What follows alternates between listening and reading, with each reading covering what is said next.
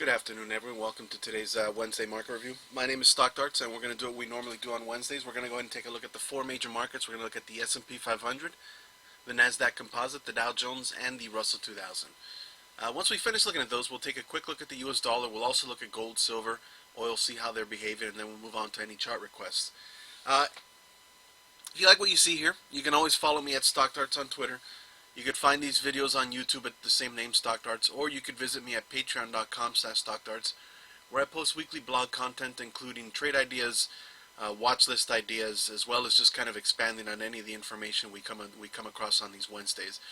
Typically what we do is on these Wednesdays we try to diagnose what kind of market environment we're in, and then from there I go ahead and try to trade in a manner that's appropriate to whatever environment we're in. That's usually what you'll see on our patreon.com/StockDarts blog, is just how we go ahead and attack the market that we try to define during these Wednesday streams.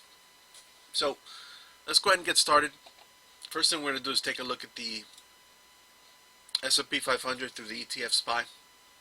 And as we can see, we have actually a pretty nice breakout today, as we have a nice green candle that's breaking through the 50 period and the 20 period moving average. This is actually a pretty good move and pretty decisive price action. Now, of course, we need to actually close the day above this, right? And that's going to be kind of critical. I'm going to zoom in a second to give you guys a closer picture of what I'm looking at and what exactly has been going on in the markets for the last month and a half. But what we're seeing here is actually a pretty positive development on the S&P 500 and really across the market across the board. So what we're going to do here is we're going to zoom in really close.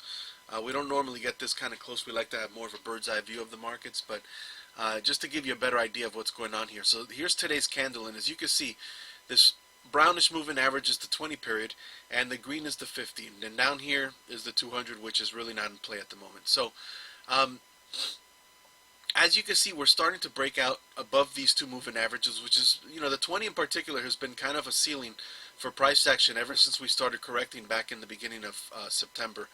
After we had our third rising wedge in succession, and we finally had kind of the turnaround here where the market kind of collapsed after having way too many longs and not enough shorts. And that tends to happen as you get this imbalance in the market, and then once it starts to try to balance in the other direction, a lot of times when you tip the scales, they kind of tip over too much in the other direction. And that's kind of what happened here, which is why we had that quick move. And then as you see, we tried to consolidate, and we really struggled against not only that 20 pair moving average, but this price zone right around 342, 343. We haven't gotten there yet, but that looks like it's going to be the next step. Assuming we close above these two moving averages, I expect the markets to push right back up towards the top of that range from the middle of September, which is going to be on the S&P 500 on SPY, right around or just below 343, right around the 342.70 area or so. And so that's kind of what we're looking at right now. As you can see, we also were able to finally break this downtrend, which has been pretty clear. Let's make that a solid line.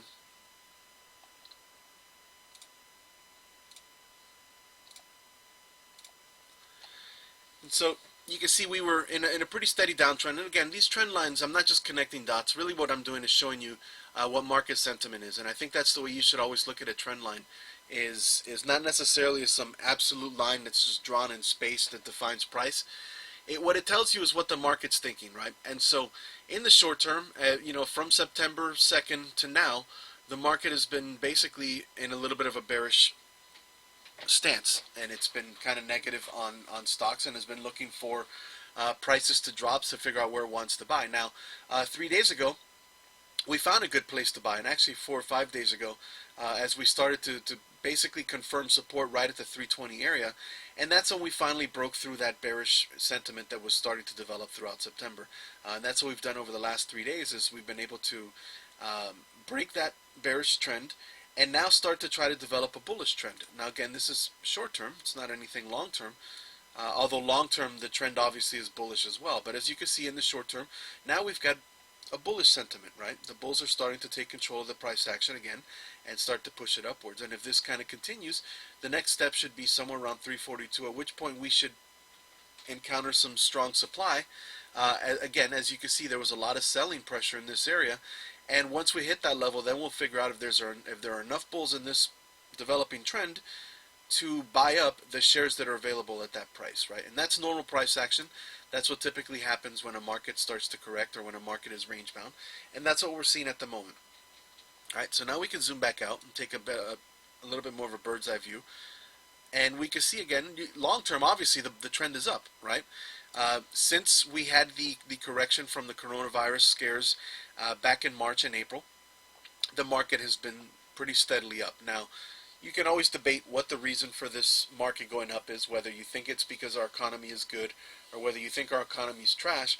It doesn't really matter. The market has gone up, and it could be due to stimulus, it could be due to all kinds of different factors, but the end result is still the same, which is the market has continued to climb throughout the year once we bottomed out in April. And that's where we stand right now, is way up here, close to the highs, as the market just had its first real correction since June, and even then since before that back in March, right? So back in June we had our first real sell-off. It was only a 2 or 3 day sell-off, but the market started to stabilize and bounce. But this was the first time we had an actual correction. Before that we were just kind of climbing up steadily. And so now we've hit the point where we are finally starting to have a real correction, and we actually had steady selling for more than a few days. And as you can see again, it's been basically a month of selling.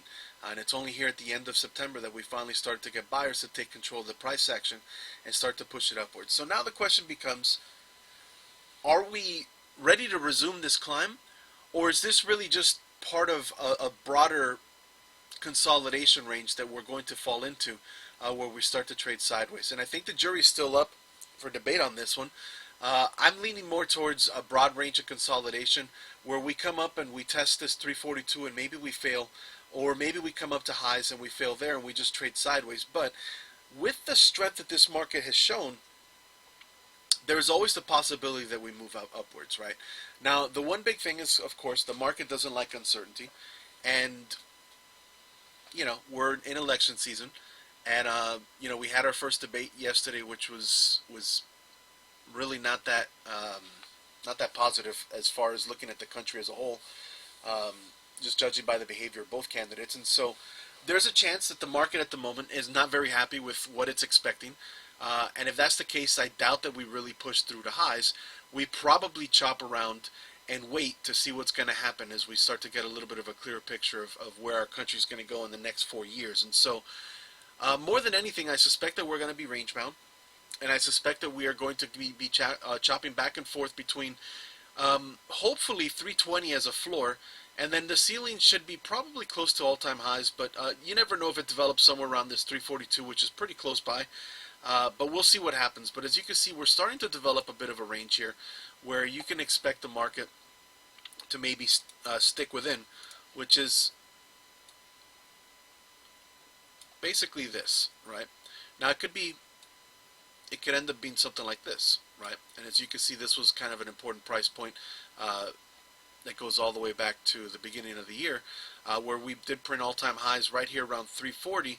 And it's no coincidence that at the moment that's going to be one of the price zones that we're going to have to contend with as we come up and challenge some of these areas that are short-term resistance from basically the middle of September. So the question now becomes, through the election, do we just chop back and forth around this between 320, 343, or maybe in the 350 area? And that's really what we're trying to gauge right now. Now, there is always the possibility that the market turns around and heads lower. I doubt we get really too much further below the 200 period moving average. I think at this point, this is kind of what you should look at as far as extreme moves. Unless again, the market could really push through those, but that's not what I would expect. I would consider that to be lower probability events. I think for the moment, if we're looking at what's the higher probability scenario, it's probably that the market stays somewhere range bound in this rectangle. More likely than not,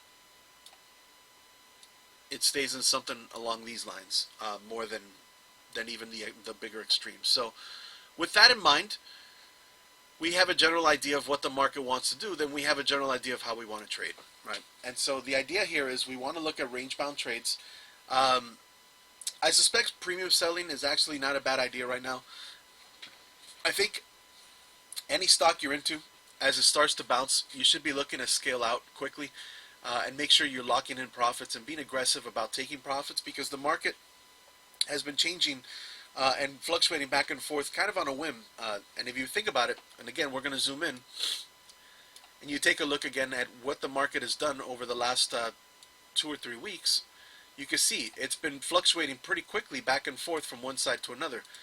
You can see once we had that 2-day drop at the beginning of the month, the market was going back and forth. And anybody that decided to short after a red candle was burned. Anybody that tried to buy after a green candle was burned. And in reality, what kept happening was the market was just fluctuating pretty quickly back and forth, chopping traders up and having them kind of lose money, because anyone that tried to chase momentum in this sort of scenario was burned. Now, what happened next? We dropped, but then we did the same thing. Again, after a couple of positive days, the market shook everybody out. And then we had another couple of positive days, and we finally broke out.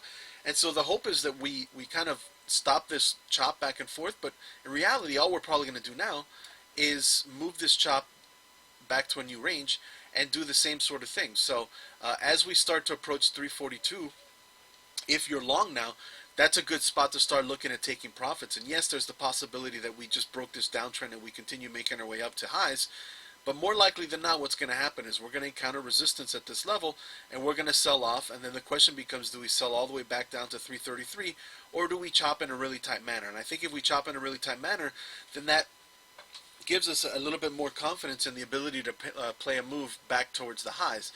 But if we have another big red candle right back down, then you know that we're still chopping back and forth, and we're still kind of in the same spot that we've been in for the last almost month now.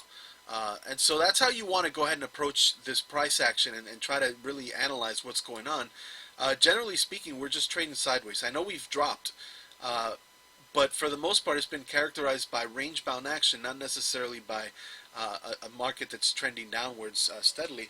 It's really a market that's trying to figure out exactly where it wants to go next and what it wants to do. And because of that, we keep going back and forth. And with that kind of uncertainty, you want to be aggressive. If you're someone that's swing trading right now, you don't want to kind of hold for long-term moves for your swing trades. Obviously, if you have long-term holdings, and I have plenty of long-term holdings that I haven't touched, and I don't plan on touching until I see a major shift in the market, and those are fine. Those are long-term. They're supposed to be. But for my swing trades, I'm being very aggressive.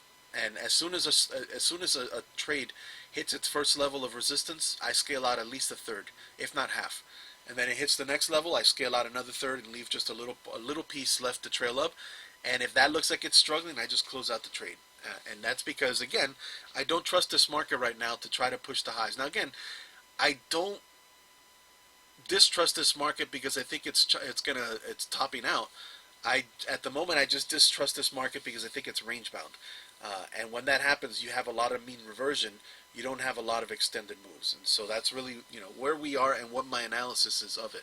So just to rehash the major levels on the S&P 500, we have very strong support down here at 320.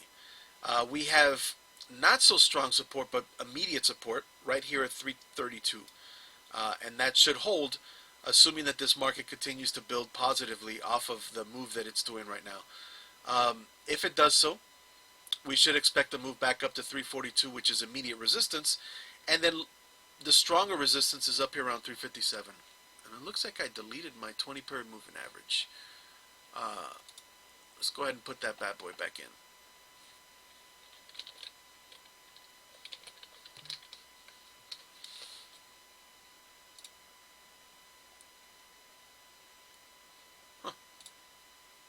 I guess I'll have to look at it later. I don't want to mess with that right now. Alright, so let's move on to the NASDAQ.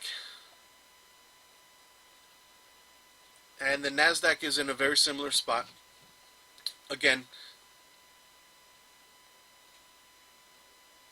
give me 1 second.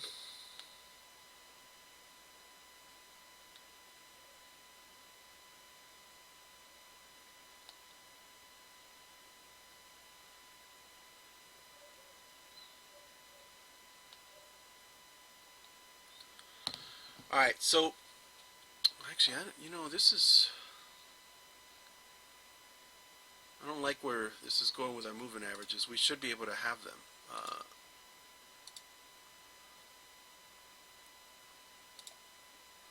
I'm going to move this one for now because the 20 is more important than the 200, and I'll figure out why it's not allowing me to put it in later.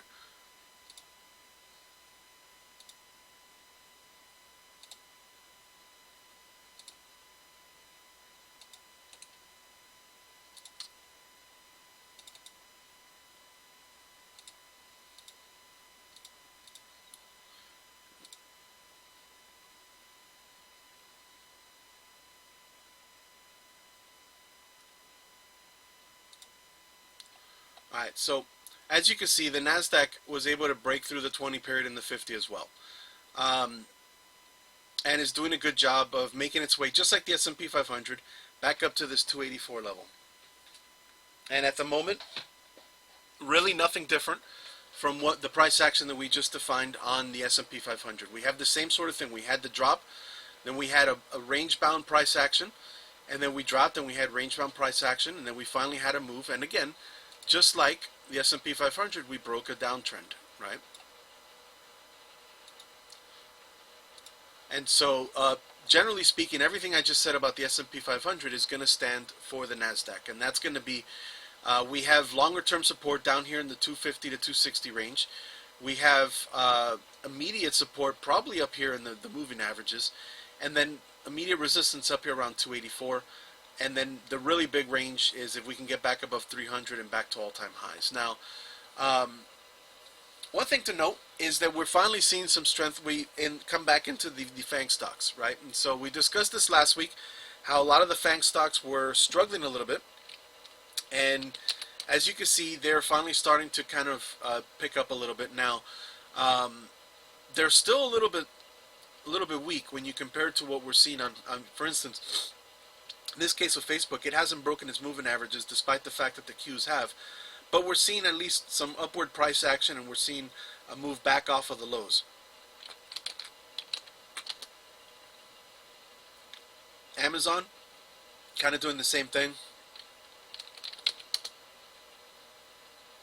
Apple, doing sort of the same thing. Hey, Fat Boys, good to see you. I don't know if you typed that earlier, but nice to have you in here today. And everyone else, thank you for attending, those of you that are in here right now. If you guys have any questions, feel free to interact. If you see something that you want me to spend more time on, feel free to just type it in there.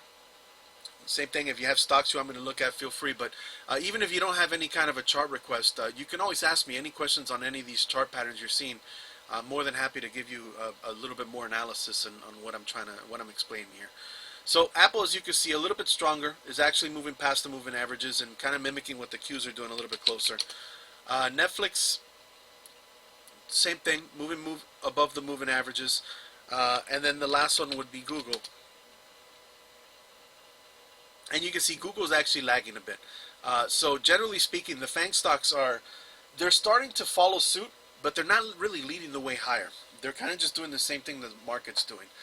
And this is probably another indicator that we will more likely than not trade sideways. Because again, they would be more bullish if the market was ready to push back to new highs, considering they've kind of led the way throughout the year. So seeing the FANG stocks really just kind of doing what the market's doing leads me to believe, again, that more likely than not, we're probably going to be range bound rather than push through to new highs. But again, I could be wrong. I mean, the market does what it wants to do. But that's my interpretation right now of what I'm seeing in the markets. And as far as the Qs are concerned, like I said, a lot of it is very similar to the SPY. And I don't expect anything different as far as the analysis compared to the two. I think that if the NASDAQ does one thing, the SPY is likely going to do the same thing. So, keep an eye on those levels and see where they are. I think the S&P 500 has a little bit more clearly defined levels. But generally speaking, you can see we have the same sort of relative points that we need to contend with. Now, the next one up is the Dow. And as you can see, the Dow is having a nice day today. Up a little bit more than the other indices. But generally speaking, doing the same thing, right? We've got to move past the 20 and the 50 per moving average. We've got to move back into that range that it spent in the middle of September and away from the range that we spent the last weekend. And trying to challenge these highs right around where the 20 pair moving average was back in the middle of September. Now, the Dow still has a struggle here because if we look at it longer term, and you see where we are, we still haven't really come to all-time highs, and we're still dealing with what was support and is now resistance, which was the floor from earlier in the year before we broke down.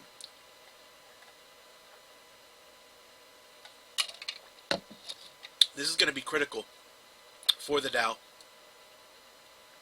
and for the market in general, for the Dow to be able to break past that and prove it's ready to come up and revisit all-time highs.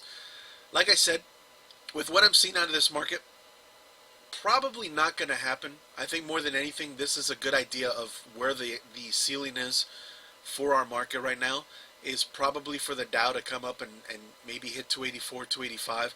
And it probably doesn't have enough strength to really push past it and push past these highs that we printed at the start of the month. And this is probably a good idea of where we can expect to go and stall out in the markets. And so, again, the analysis on this, very similar to what we're seeing on the S&P 500 and the NASDAQ. We have the same sort of idea, the same sort of pattern, and really it's just a matter of the reference points being a little bit relatively speaking either weak or strong depending on which index you're looking at. But we're doing the same sort of thing, right? We're breaking the moving averages. We're coming up and testing these highs from basically the middle of September, the 4th, through about the 15th or the 20th. And then trying to get back to the highs that we printed at the very start of the month. Other than that, really the same sort of pattern. And I would recommend following probably the S&P 500 and the NASDAQ a little bit more than this one if we're looking for leading price action that's going to determine whether we go up or down. And then finally, the last index we want to look at is the small caps and the Russell 2000. And as you can see, again, relatively speaking, the weakest index still lagging behind, right? Still below the 20, still below the 50. Haven't actually broken that downtrend that actually started back in August, not even in September. And so overall, still the index that the market wants to spend the least amount of capital on and is the quickest to abandon. So we had, for a little stretch here, a little bit of a change in character where the market was rotating into weaker names. And I think that was more than anything just a rotation game where the safer or more desirable stocks were tired and needed to kind of consolidate. And so capital kind of flowed to some of these names that were more beaten down and had a little bit of room to bounce. But as you can see, that bounce wasn't sustainable and we ended up dropping. And now we're coming right back up, but as you can see, we've got a lot of overhead resistance here.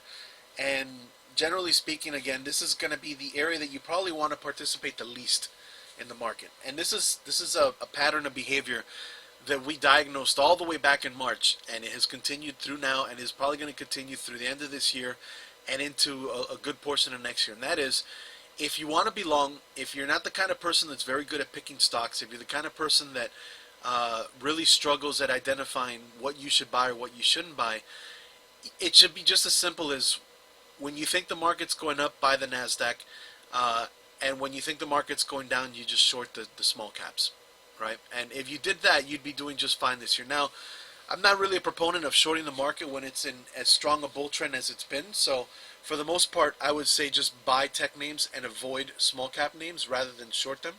But generally speaking, anyone that followed that behavior or that price pattern would have been doing just fine this year.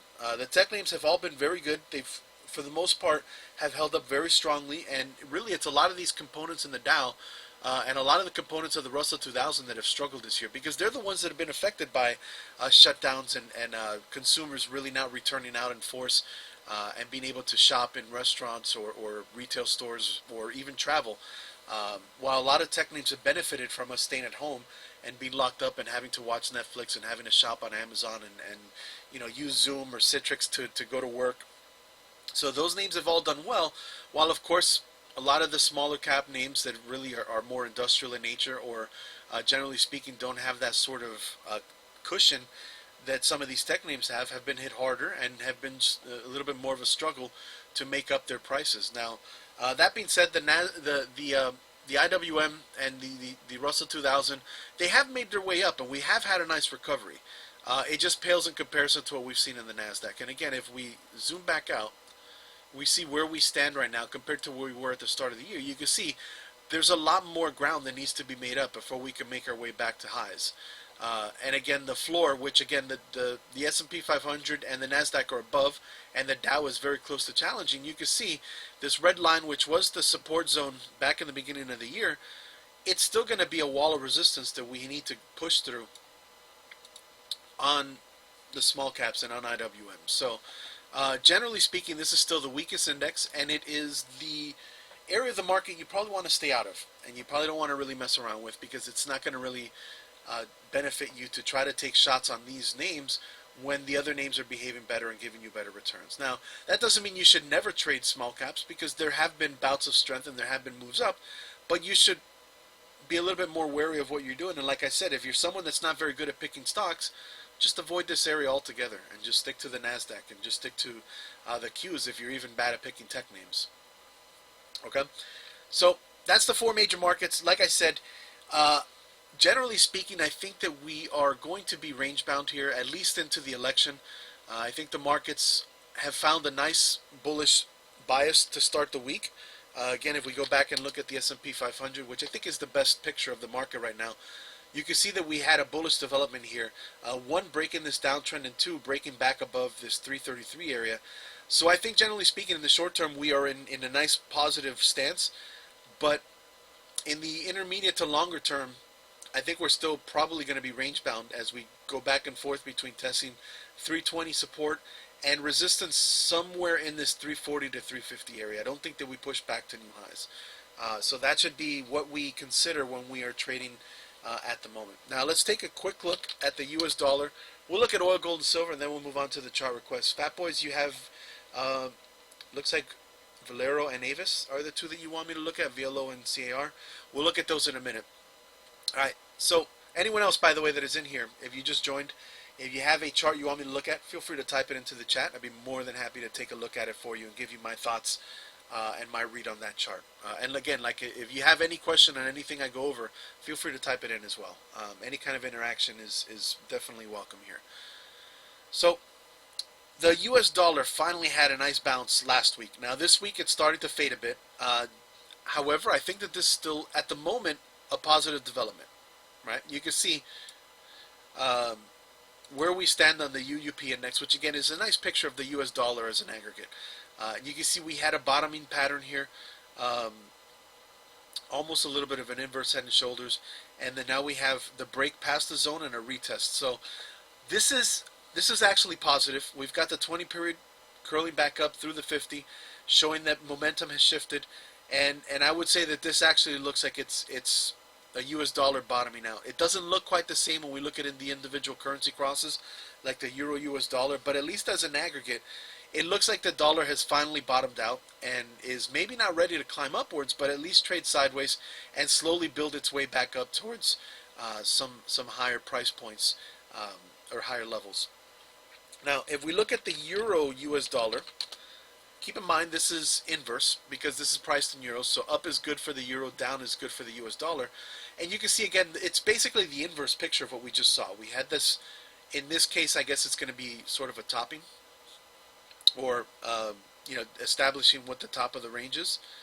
And we had a breakdown, and now we have what is trying to be a confirmation of that breakdown, although in this case, the US dollar is actually struggling a bit, and the euro is getting right back into that range. And so this is something we're going to have to watch a little bit more closely, is if does the euro have enough strength to push the US dollar back down and to get back into this base, and if so, there's a chance that it comes up and tries to break out past the other side. Now we do have the same thing, the mirror image. We have the 20 breaking down below the 50, so it shows again that the US dollar has picked up some strength versus the euro and is in the process of attempting to change this trend. Now again, is it ultimately a top that means a rollover? Maybe, maybe not, but more than anything, it shows that the US dollar bottomed, and the US dollar and the euro probably found the top for the near term, or a ceiling, and is at this point looking to figure out where it wants to go next.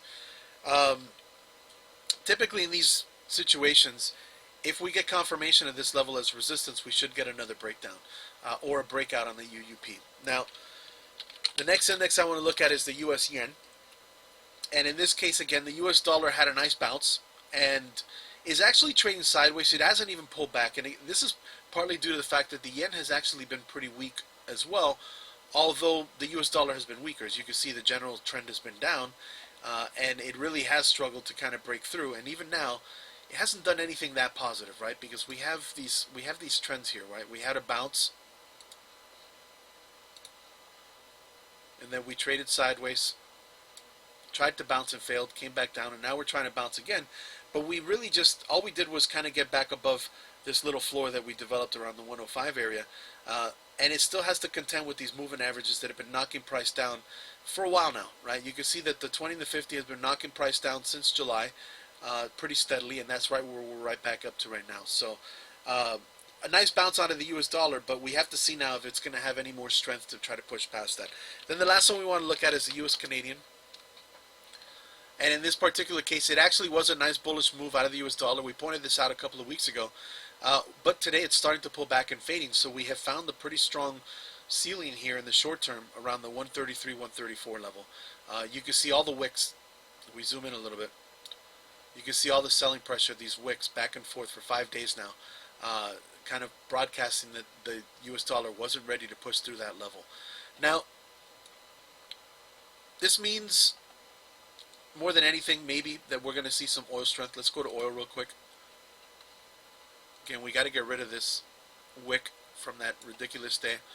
And you can see the oil was in a nice trend, and it finally kind of topped out. But it was able to really weather the storm here. And after that one drop, it's starting to make its way back up again. And so if we get even a closer look at it, we can see what oil is doing right now.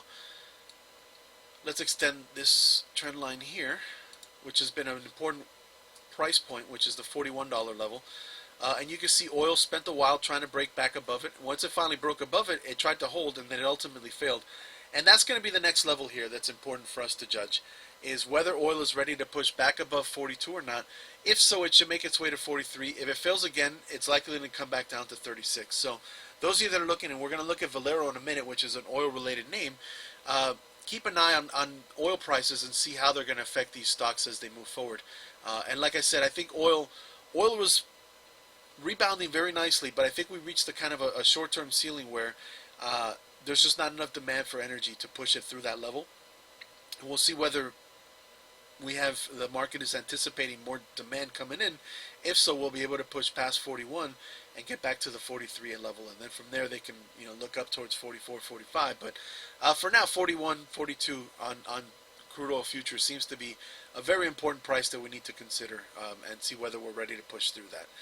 And like I said, it's really not really doing anything fantastic. Even here, you can see in the short term, it tried to make its way up and failed and came right back down to the 20. But there's still enough potential for it to make its way back up. But if it fails here, it'll likely come back down to 37 or so. So we'll watch that and see how that develops from here next week. And then finally, before we get to the chart request, we're going to look at gold and silver real quick.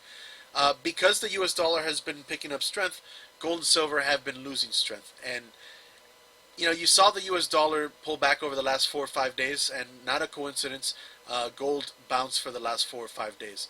Now it's coming up into this little area here, and that should be resistance. And so this is kind of a mirror of what we're seeing in the US dollar. If the US dollar is able to confirm, and we'll go back to the UUP for a second here. You can see it's kind of an inverse, right? So if the US dollar, if this bounce holds and it makes its way back up to 25, I would expect gold and silver for this bounce to fade here and head right back down. So if you're bullish gold or silver, you really want to watch what the US dollar is doing, and you want it to pull back, and you want it to break back down into its previous base. And if that's the case, then we'll see gold probably gap through this and try to make its way up. I'm not really interested in trading this right now. I don't think this is a good place to trade it. If it were to break back above, then maybe I'd wait for a pullback and use this zone as a support area to go ahead and try to buy a dip. But for now, I really don't think this is a good spot for it. And the same thing with silver. You can see we had the breakdown, we had the bounce, which is coming back up into a minor level of resistance, and you can see it kind of faded already, and it's likely to head back down if the US dollar gains strength. So keep an eye on that as well. If you're interested in it, again, I think you need to wait and look for a better entry. I don't think that this is a spot where you are really going to get a good high probability setup on gold or silver. I think they need more time to settle down and see what the U.S. dollar wants to do. All right, so that's it for gold. You know basically the commodities I like to look at: gold, silver, and oil, and the U.S. dollar. Let's see what you guys are looking at. Like I said, Fat Boys, you wanted to look at Valero and you want to look at CAR, which is I believe Avis. So let's take a look at this. This is actually not a good looking chart here. Um, really struggling. So looks like Valero's been doing worse than just the generally speaking what oil has done. Um, are you looking to buy this or have you already bought this? I hope you're just looking for an entry and you haven't actually entered yet. So let's take a big picture view here of what's going on. And actually, let's go to the weekly first and see where we stand longer term.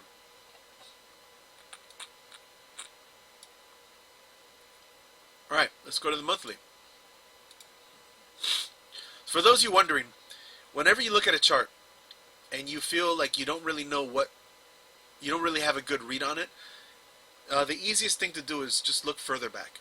Just go back in time until you get a better picture of what's going on here. So I think if we look at a monthly, we get a good idea of what's happening with Valero, right? And of course, a lot of these big moves are due to some, for instance, this was when the market crashed back in 2007, 2008.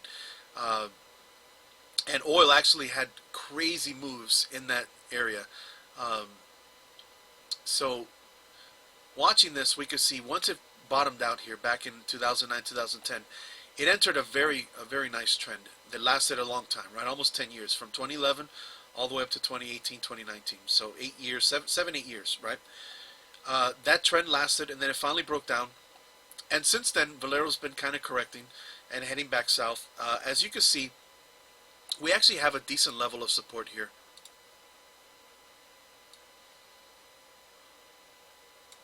That we've hit, right?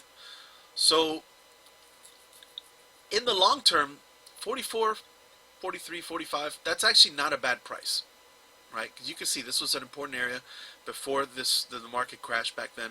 And then eventually when it made its way back up, it did a little flipperoo here where it was resistance, then it turned to support and kept climbing upwards, right? So this is actually the beginnings of a possible trade, but we're not anywhere near what an actual trade would look like, right? So let's mark this as a support zone. I like to use the dotted lines when I'm looking at these levels of support and resistance. All right, so now let's go back to the daily. And we'll zoom into basically the post-March price action.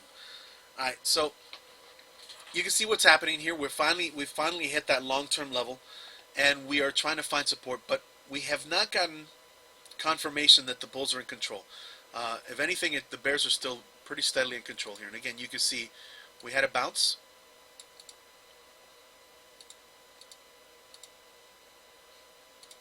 That failed, right? We had another bounce that failed. We had another bounce that failed. Okay? So this thing has been trying to bounce quite a bit, right? You can even say this, right? Like, tried there, and it basically has not been able to find buyers, right? So that's the first negative as far as what I'm looking at as far as this is concerned. So what do we need for this to become a buyable entry, right? Well, first thing we need is for it to actually establish support here. So it cannot break this 43. If it breaks 43, I'm not interested until it gets back above 43 or so. Okay, so that is your stop out, and that is the kind of the point that you're hanging your hat on. Now, we have 22 days before its next earnings, right? So we have a little bit of a deadline here for this to become a stock we want to trade, because you don't want to hold through earnings. I don't think Valero is really that volatile during earnings, but it is something that we need to consider, and more likely than not, I don't normally hold a swing trade through earnings, because that brings extra volatility that I don't want or anticipate. I love trading earnings, but not with my normal swing trades. I love trading earnings with trades that target earnings as a specific type of trade. So that's the first or second issue we have, is we have a deadline here. All right, so if we want an entry, what do we want to see, right? So first things first, it has to actually break a downtrend. easiest downtrend to look at would be this, which is a pretty steep downtrend, right? So that would be the first thing it needs to break.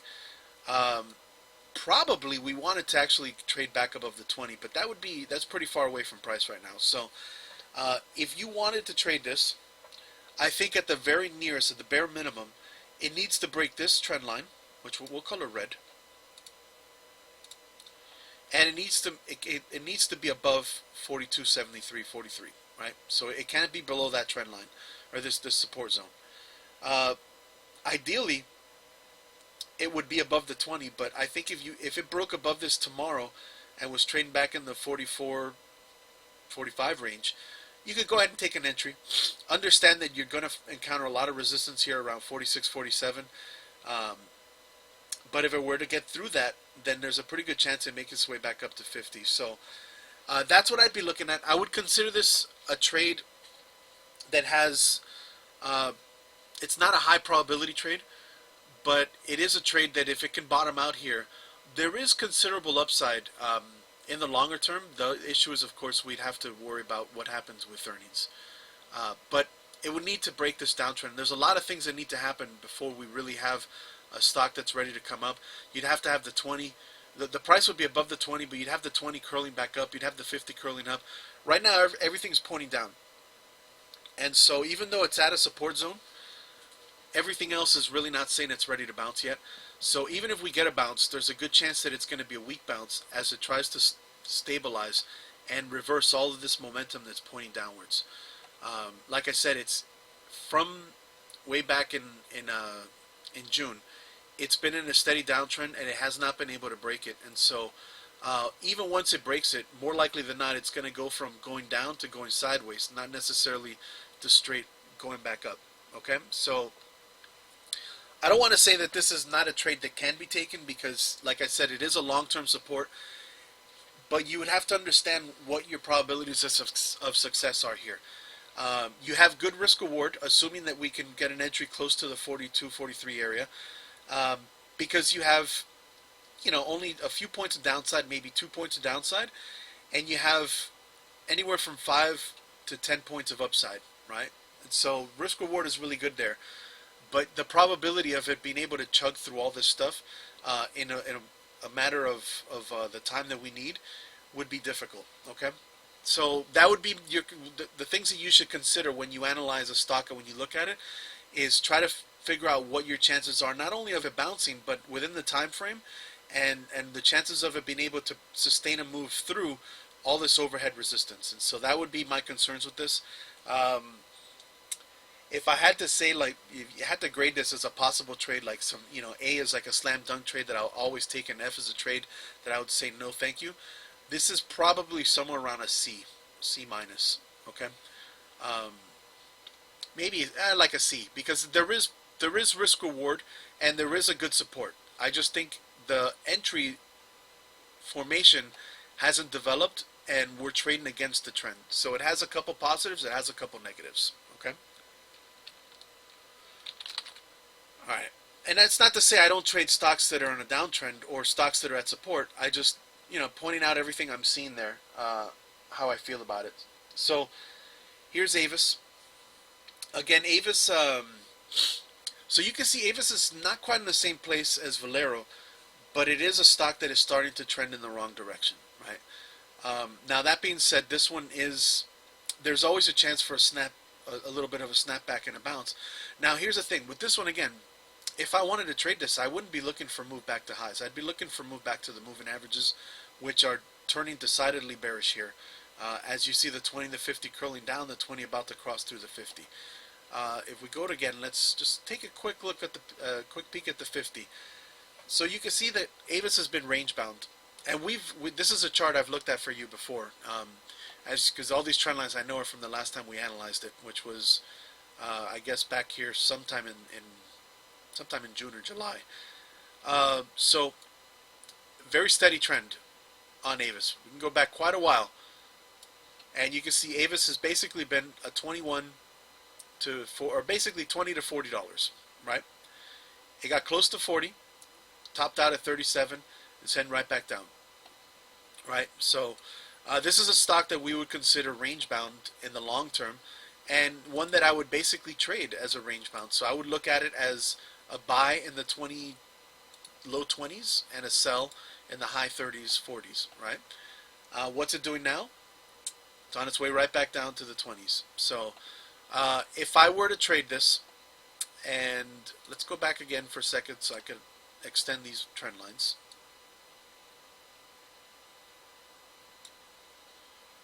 Switch this again.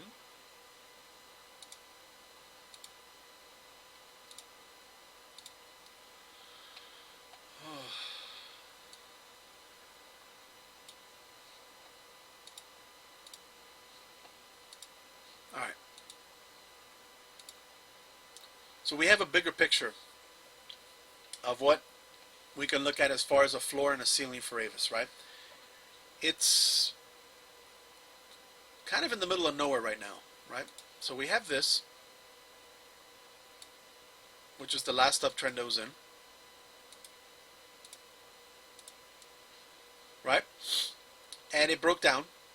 It actually hasn't done what normally happens, which is you break down, well, it did, I guess, for one candle. You break down, you retest, but typically you get a retest and then another drop. But you can see the last time I tried to bounce, it failed. We had those wicks, right? So you can see, again, the candles they give us a good picture of what's going on, and you can see, again, it tried to bounce and it failed, and you saw the selling pressure 2 days in a row, and then it rolled right back over. It tried to bounce again today and so far failed, and we have this inverted hammer. That's a sign of at least the beginnings of demand, but not enough for us to want to enter. There is some support here in the $25 range. However, when you buy this, you have to understand that there's a good chance it's going to bounce and fail and probably head right back down. So again, this is not a trade that I'm excited about, because even if it does bounce, I don't expect a lot of upside.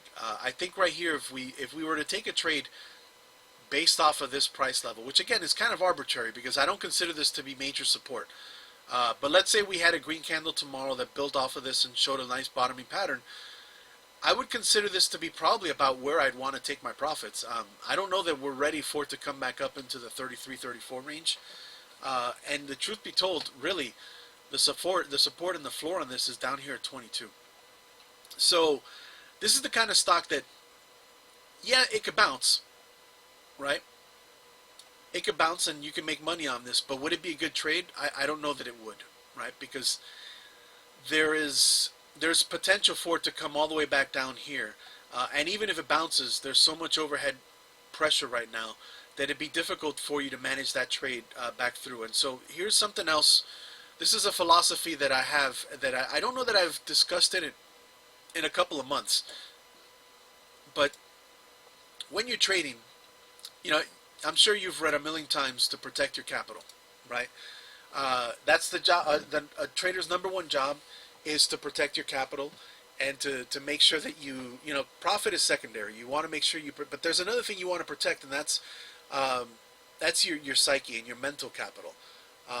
You don't want to put yourself in stressful situations where you have trades that are difficult to manage. And that's part of the reason I use trend lines and why I make my decisions based off breaks of those trend lines, is because it makes the decision process a lot easier for you, where the stocks are going to make the decisions for you. You're not going to have to kind of think about it, because let's face it, that's really the hardest part of trading, is making decisions once you're in a trade, because for whatever reason, the way humans are wired, our brain is going to put us into these positions where we're going to make a lot of mistakes because our emotions start to get in the way of making trades. And once you start to get a little bit of profit, for whatever reason, traders always want to close it out.